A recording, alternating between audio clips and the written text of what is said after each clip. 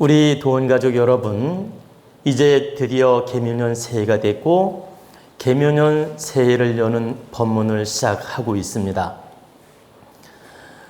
우리는 늘 시작부터 좋아야 된다 이런 말을 합니다. 늘 시작부터 계획을 잘 세우고 시작부터 좋을 때, 즉 첫 단추가 잘 끼워질 때 우리가 질서정연하게 계획도 바르게 세우고 일도 바르게 할 수 있고 또 결과도 바르게 이루어질 수 있습니다. 그렇기 때문에 새해 계명년 그 새해 준비를 철저하게 바르게 하고 또 계획도 바르게 세우고 이념도 바르게 세우고 이렇게 정성스럽게 질서정연한 우리는 마음을 가져야 됩니다. 질서정연한 알아차림이 있어야 됩니다. 처음부터 시작을 바르게 하고 바르게 준비하고 바르게 추진해 나갈 수 있는 그런 마인드와 생각과 마음과 정신을 가져야 된다 이런 뜻입니다. 근데 여기서 여러분들이 꼭 알아둬야 될 건 알아차림이 아주 중요합니다. 여러분에게 제가 늘 법문할 때 알아차려라 이런 말을 많이 합니다. 그럼 여기서 알아차림이라는 것은 즉 깨어있음이라는 의미도 동반되어 있는데 조금은 차이가 있습니다. 알아차림이라는 건 깨어있으라 이런 뜻도 있지만 조금은 차이가 있다. 그 알아차림이라는 것은 우리가 밥 먹을 때 어머니가 밥상 차린다 그러죠. 그러지 않습니까? 밥상 차린다. 또 뭐 제사상을 차린다. 또는 이렇게 잔치를 할 때도 이렇게 잔치상을 차린다. 차린다는 말 많이 쓰지요. 이 차린다는 뜻은 바로 혼돈 속에서 밝음으로 질서정연하게 바로 세운다는 뜻이 있는 것입니다. 무질서를 질서정연하게 광명하게 바로 세운다 이런 뜻이 있는 겁니다. 차림이라는 게 알아차림이 알아서 질서 있게 차려놓아야 된다. 그러면 우리 정신, 마음, 생각을 바르게 정리해서 이 혼돈하지 말고 어둠에서 혼돈하지 말고 밝음으로 정확하게 분별해서 알아차려야 된다. 질서정연하게 바르게 세워야 된다 이 뜻입니다.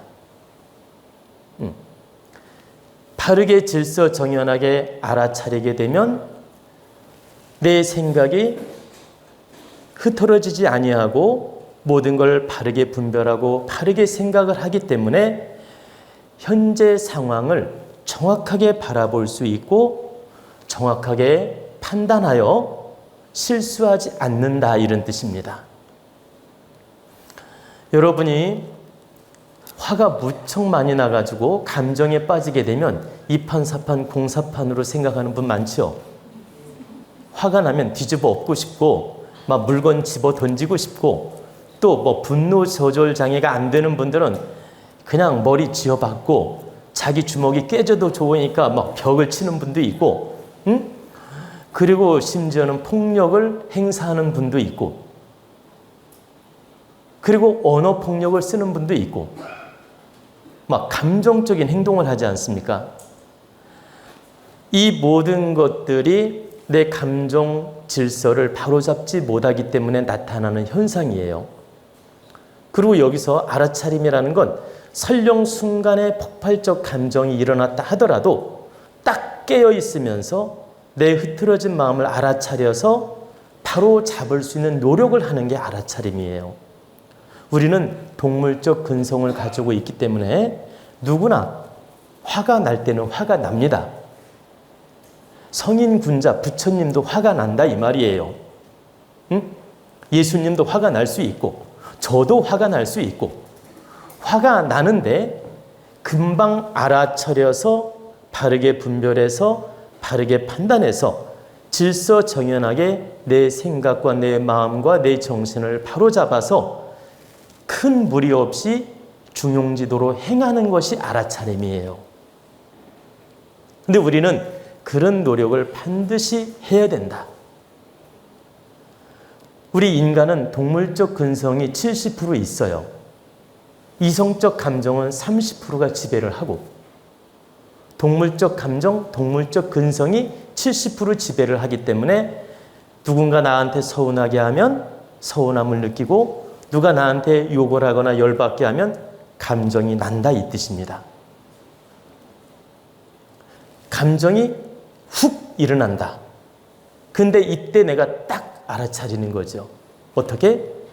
이 무질서하게 일어나는 감정을 딱 알아차려서 질서정연하게 바로 잡으면서 이 사항이 중대한 사항인가? 또 내가 분노할 만한 사항인가? 내가 열받을 사항인가? 또 내가 지금 맞대응할 사연인가? 같이 주먹질할 사연인가? 같이 폭력을 써야 될 사연인가? 이걸 딱 알아차리고 분별을 해서 내 감정 조절을 잘 하는 이 모습, 내 감정을 잘 다스리는 모습, 내 감정 질서를 잡는 모습, 이게 알아차림이에요. 사람들에게 제가 법문할 때 알아차려라. 너의 본성을 알아차리고 너의 입장을 알아차리고 너의 감정을 알아차려라. 이렇게 늘 법문을 해드렸는데 그 알아차림의 본뜻을 아는 분도 있고 모르는 분도 있어서 오늘 특별 법문으로 제가 이 이야기를 해드리는 겁니다. 바로 알아차림은 흐트러진 것을 바로잡는 의미가 있고 깨어있음을 의미하고 어둠 속에서 벗어나는 걸 의미한다. 혼돈 속에서 벗어나는 걸 의미한다. 우리는 늘 혼돈스러운 감정에서 살고 있기 때문입니다. 여러분, 어떤 결정을 할 때 늘 갈등이 많지 않습니까? 또 어떤 물건을 살 때도 늘 갈등이 많고 어떤 판단을 할 때도 늘 갈등이 많고 우리는 늘 선택하며 살아요. 이 선택하며 살 때도 혼돈의 감정이 생깁니다. 근데 나를 딱 알아차리면 바르게 분별할 수가 있다. 하나만 예를 들면 백화점에 갔더니 너무 아름다운 물건이 많아요. 좋은 물건이 너무 많아. 그리고 사고 싶은 게 너무 많아. 그리고 어느 날 갑자기 용돈이 확 생겼어. 응? 뭐 남편이 벌어다 주었든 아니면 뭐 복권이 당첨됐든 주식을 해서 돈을 벌었든 어느 날 좀 큰 돈이 생긴 거예요. 그래가지고 쇼핑이나 해볼까? 백화점에 딱 간 거예요. 그랬더니 화려한 그 물건들이 나를 유혹해. 그때 알아차리는 사람은 어떻게 할까요? 나에게 맞는 물건이 무엇이고 우리한테 필요한 물건이 무엇이고 우리 집안에 필요한 물건이 무엇일까? 알아차려서 꼭 필요한 것만 사게 되며 쇼핑을 한다는 뜻입니다. 근데 알아차리지 못하면 어느 날 돈이 갑자기 생기고 나니까 마구제비로 쇼핑을 하다가 나중에 쓰지도 않고 다 버리는 경우도 있고 묵혀두는 경우도 있고 후회하는 경우도 있다. 하나의 물건을 살 때도 이렇다는 뜻입니다. 그런데 대인관계에 있어서 알아차리지 못하면 늘 감정에 빠지게 되고 늘 분노에 빠지게 되고 질투에 빠지게 되고 시기심에 빠지게 되고 사소한 걸로 오해해가지고 상대를 미워하게 되고 상대를 원망하게 되고 상대를 탓하는 일이 생긴다. 근데 자기 감정을 딱 알아차리게 되면 이거 내가 사소한 걸로 너무 오해한 거 아니야? 너무 유감산 거 아니야? 너무 오해한 거 아니야? 내가 이 사소한 걸로 지금 괜히 유감을 사거나 감정에 빠진 거 아니야? 이걸 알아볼 수 있어요. 저는 우리 도원가족 모두를 사랑하고 아끼고 늘 위해서 기도를 합니다. 그러면 저랑 거리가 있고 조금 이렇게 멀리서 바라보는 우리 도원가족 회원님들은 늘 저에게 감사하고 기쁨을 느끼고 법문을 들으면서 좋아할 수 있습니다. 근데 이제 좀 더 가까워지고 좀 더 소통을 하고 좀 더 마음을 나누게 되면 더 큰 깨달음으로 더 크게 성장하고 더 크게 바라보고 더 큰 인물로서 성장할 수도 있고, 또 반면에 그 어떤 시험지가 올 수 있는 염려가 가까울수록 뭐라고 할까, 누구를 더 사랑하는지 누구를 더 아끼는지 이런 심리가 생길 수가 있습니다.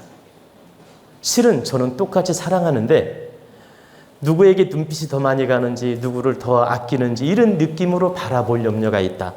가까이 저랑 소통하고 오게 되면, 그래서 본의 아니게 오해가 생기거나 본의 아닌 뭐라고 할까, 욕심이 생기거나 본의 아닌 질투심이 생길 수도 있다라는 겁니다.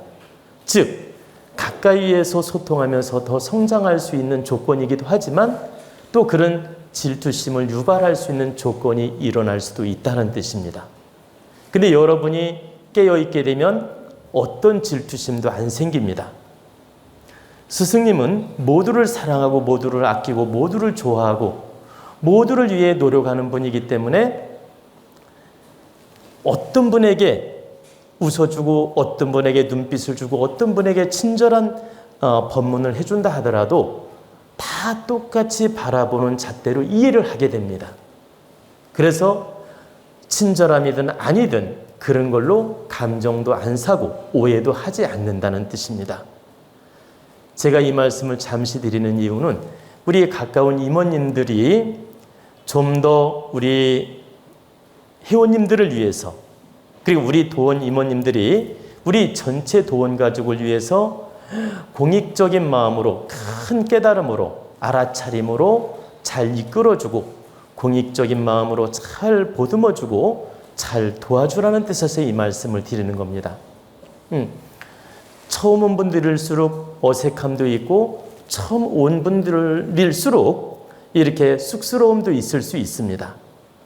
그러면 여기 여러분 온 분들은 처음 온 분들을 위해서 좀 더 배려도 해주고 마음을 써줘야 됩니다.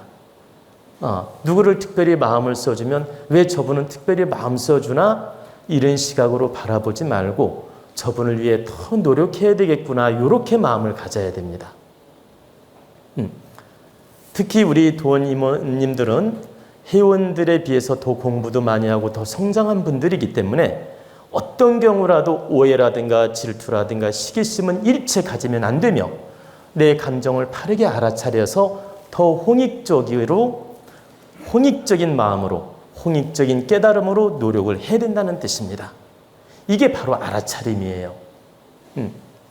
내가 사사로운 감정에 빠져서 이렇게 때로는 열등감, 때로는 시기심, 때로는 질투심 이런 마음이 일어나는 건 아직도 내 질량이 좀 부족함을 의미하는 겁니다.